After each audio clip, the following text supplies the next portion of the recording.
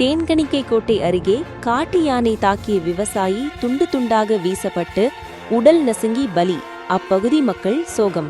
கிருஷ்ணகிரி மாவட்டம் ஓசூர் அடுத்த தேன்கனிக்கை கோட்டை அருகே காட்டு யானை தாக்கியதில் விவசாயி ஒருவர் சம்பவ இடத்திலேயே கொடூரமான முறையில் யானை மிதித்து துண்டு துண்டாக கிழித்து வீசப்பட்டு உயிரிழந்த சம்பவம் அப்பகுதியில் பெரும் சோகத்தை ஏற்படுத்தியுள்ளது.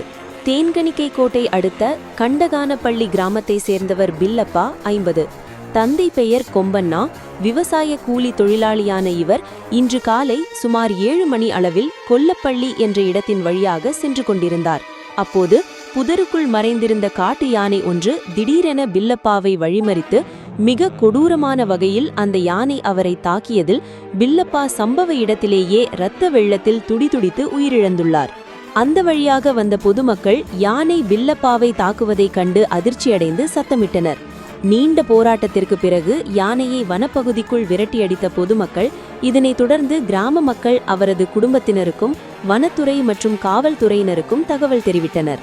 உயிரிழந்த பில்லப்பாவிற்கு மாதேவம்மா என்ற மனைவியும் ஒரு மகனும் ஒரு மகளும் உள்ளனர்.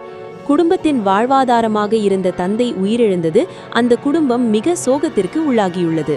தகவல் அறிந்து சம்பவ இடத்திற்கு விரைந்து வந்த தேன்கனிக்கை கோட்டை காவல்துறையினர் மற்றும் வனத்துறையினர் பில்லப்பாவின் உடலை கைப்பற்றி பிரேத பரிசோதனைக்காக தேன்கனிக்கை கோட்டை அரசு மருத்துவமனைக்கு அனுப்பி வைத்தனர். இது குறித்து போலீசார் வழக்கு பதிவு செய்து விசாரணை நடத்தி வருகின்றனர்.